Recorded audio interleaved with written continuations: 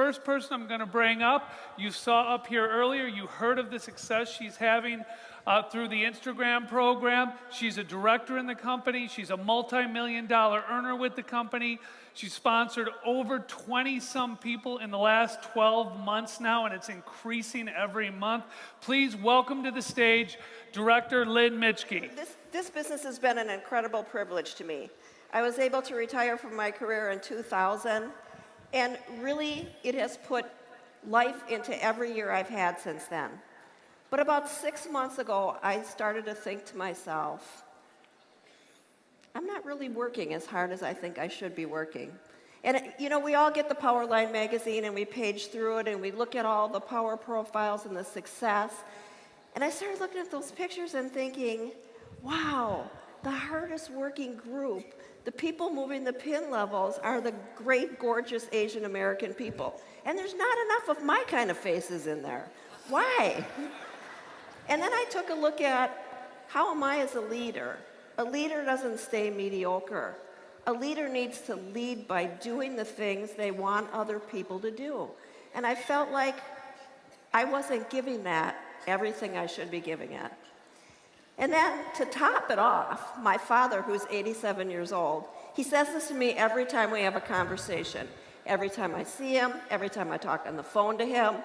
And he's a colorful guy, right, Jim? He is. Jim's father-in-law. Anyway, every time we have the conversation, I say, love you, Dad. And he goes, hey, wait a minute.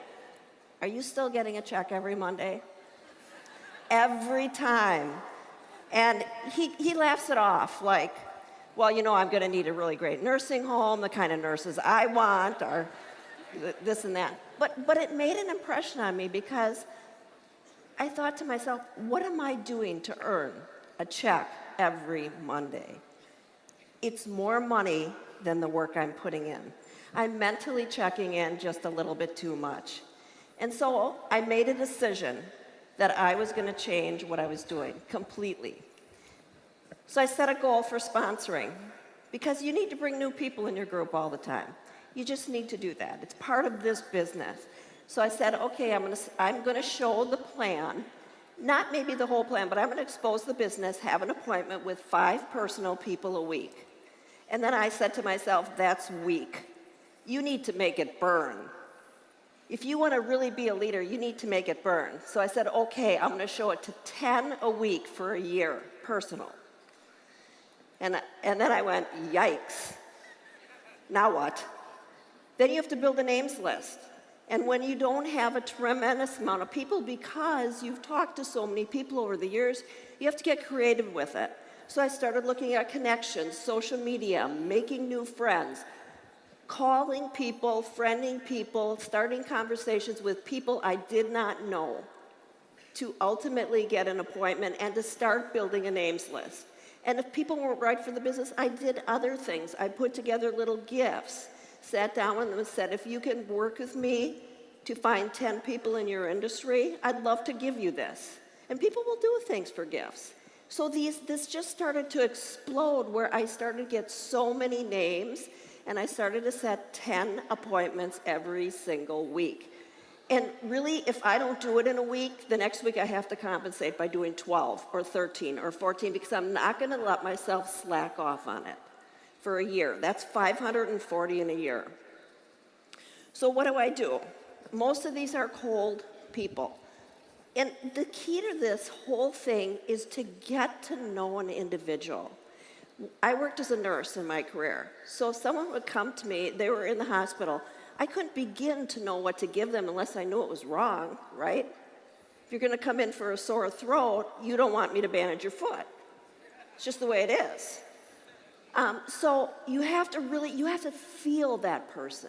You have to know what they're all about, what their goals are, what their dreams are, what makes them happy, what makes them tick. And it's a matter of not trying to show the business to them as much as getting them to show themselves to you so that you can then say, is there a fit? Because we've got a lot of boxes here. We've got a TLS box, we've got a Nutrimetrics box, we've got a Motives box, we've got an entrepreneur box. There's so many boxes, we don't know what shoe is going to fit that individual. until we get to know them. So the key is just to relax. And I've really taken a simple approach to this entire thing. I ask really basically 4 or 5 questions to get people talking, and I don't rush that at all. The first thing I ask them is how much time they have. Because I don't want to keep somebody trapped there for an hour if they've got 15 minutes, right? That'd be disrespecting their time completely. And then I just say, tell me about yourself. What's your background? What do you like to do? What interests you the most? What sort of goals do you have? And just getting people talking allows you to really just get an easy rapport where you feel really, really comfortable with that person after a little while. And that can take a little while. That can take the whole 15 minutes, right?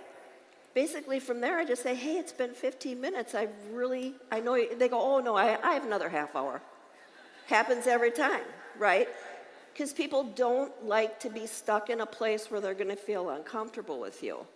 So from there, I just move into, well, what would you like to learn about what I do and about maybe how what I do might be able to fit into some of the goals that you have? And let them tell me what they want to know. And basically expose things to them as they ask for them. And eventually those people walk themselves right into the business. They're asking you to start the business. One of the ladies said to me the other day, how come I'm chasing you and you're not chasing me? Shouldn't you be chasing me? I'm like, I don't know. Should I? Why would I be chasing you? She goes, because I want to make money. But you don't know until people reveal all of these things to you. Not everybody's going to be, don't get hung up on 1 or 2 people, because not everybody's going to be the person that you want to have in your business or that would be right for the business. But what I do with every single person is I've built a really big database of lists of people in different categories that are on email groups. In fact, there's 75 people right now just looking at motives that are very interested, that are getting the information from today all in one group. Because what you do with those follow-up groups is you keep exposing them to another thing. And one of the things I always do is use pictures in every communication that I send electronically. Because people love pictures of any kind or sort. It catches their eye, and then they'll read the email. I found without pictures, a lot of times people don't read it. So you want to find something relevant and keep them in the loop, because people will come back, and all of a sudden you'll get the call, the email, the message, hey, I'd like to get started, and you can't even remember who that person was. But they've been thinking about it based on that continual follow-up that you've been giving them the entire time. And remember, if you show this to 10 people in a week, it may be 1 or 2 that are interested. It may be 1 that's going to move forward. It may be 2 that are going to move forward in 6 months. But what you're doing is what JR always teaches, just filling that funnel. And the right people come up to the surface. So really it started with me.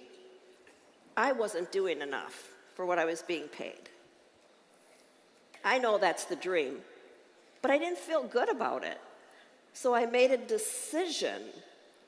And when I made the decision, it was a decision I was going to stick to, no matter what. And I'm only really 6 months into this. I've learned a lot from it. Obviously, I've been able to bring a lot of people in the business, but there's probably 50 more that are close to starting this. Just from the momentum that you put in place, it doesn't happen the first month, but it builds up over time. And it's going to help so many people in this business to be able to do the same thing, because it's the leadership really that you're putting forth with it. So at the end of the day, I guess my question to you would be, what are you doing for the paycheck that you get every Monday, if you're getting a paycheck every Monday? And if you're not, what would you do to get a paycheck every Monday? Just make a decision and go with it and do it. Thanks.